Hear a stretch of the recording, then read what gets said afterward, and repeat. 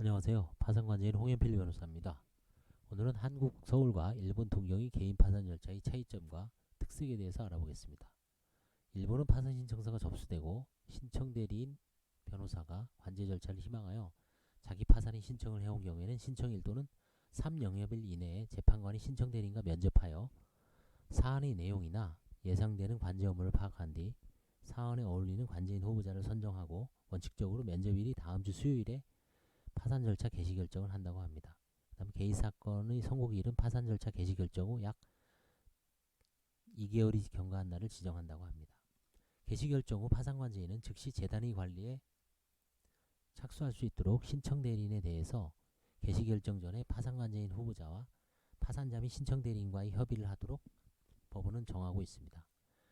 결국 일본은 한국에는 없는 파산 절차 개시 결정이라는 독특한 제도가 있습니다. 저희 한국에서는 개인 회생에서 이제 이런 개인 회생 개시 결정 제도가 있습니다. 일본 동경 개인 파산 절차의 흐름을 살펴보면 개인 파산 신청 시 20만엔의 소액 관제 비용을 예납을 하고 있습니다. 저희 나라는 30만 원이 원칙이죠. 재판관이 신청 대리인을 면담하고 관제인 후보자를 선정합니다. 개시 결정 전 파산 관제인 후보자와 채무자, 대리인 간의 어떤 협의를 하도록 합니다. 신청 일주일 지난 시점에서 파산 개시 결정을 하고 채권 조사기일을 지정해버립니다. 개시 결정 2달 후 제1회 채권자 집행기일을 개최하고 면책 불허가 사유가 없는 것은 동시 폐지를 합니다. 환가 배당형 사건은 채권조사 확정, 부인권 행사, 담보권 소멸 청구 등은 극소수의 사건 정도가 남고 20폐지 파산 종결 면책 허브 결정으로 종결을 합니다. 자, 그럼 한국의 개인 파산 절차의 흐름은 어떤가요? 파산 면책 신청을 합니다. 별도로 파산 개시 결정이 없습니다. 저희는 판사가 신청서가 들어오면 기록을 검토해서 관제인 선임 사건, 동시폐지 사건, 보정명령 사건으로 구분합니다. 보정명령 사건은 별도로 신문기일을 지정하여 채무자를 법정에 소환합니다. 그래서 파산 선고 결정 여부를 판단하고 대부분의 사건은 판사가 관제인 선임 비용 30만 원 예납을 시키고 납입된 사건을 파산 관제인이 선임함과 동시에 파산 선고를 합니다. 그다음 예납이 필요치 않는 동시폐지 사건은 선고와 동시에 파산 절차를 폐지하고 면책 커브를 결정을 합니다. 한국은 파산 선고와 동시에 관제인이 선임되므로 신청서 접수부터 비용 예납, 판사기록 검토, 관제인 선정까지 재판부별 편차의 차이는 있으나 약 3, 4개월 정도 걸리는 것 같습니다. 그 다음에 선고기일에 약 한 달 뒤를, 한 2달 뒤를, 두세 달 뒤를 제1회 채권자 집행기일로 지정하고 있습니다. 그래서 전부 합치면 한 5개월에서 7개월 정도 걸리는 것 같습니다. 제1회 길에 면책 불허가 사유가 없고 채권자 송달에 문제가 없는 것은 통상 2달까지는 안 가고 한 달 내에 면책 허가 결정을 하고 파산 절차는 배당 재산이 없으면 20폐지를 해서 종결을 합니다. 환가 배당형 사건만 이후 개별적으로 채권 조사 절차를 진행하고 부인 청구, 조사 확정 재판 등은 이건 일본과 대동소이합니다.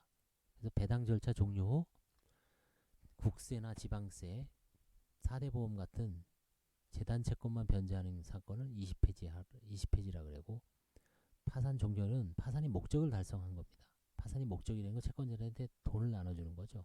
그래서 일부라도 조금이라도 돈을 나눠주고 채권자들을 만족시키면 파산 절차는 종결되었다라고 봅니다.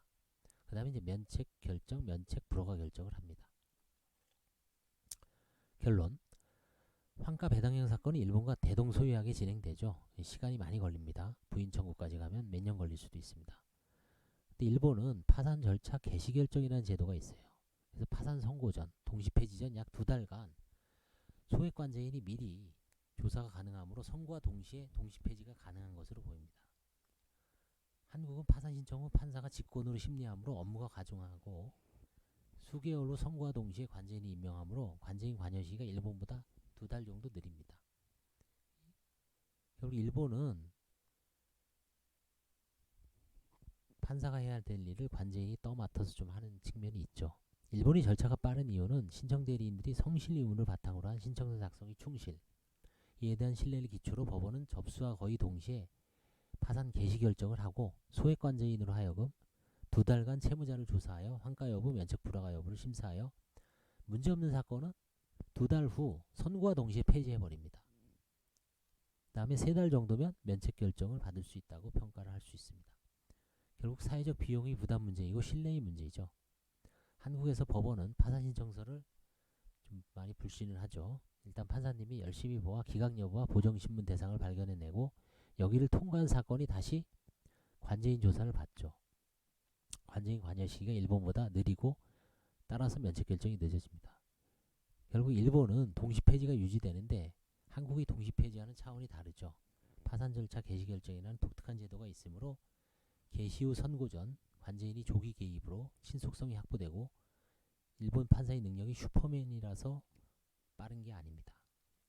결국 신속한 면책 결정을 위하여는 한국도 법령을 개정하지 않고 관제인이 조기에 개입하는 길을 열어두면 절차의 신속은 더욱 빨라질 수 있습니다.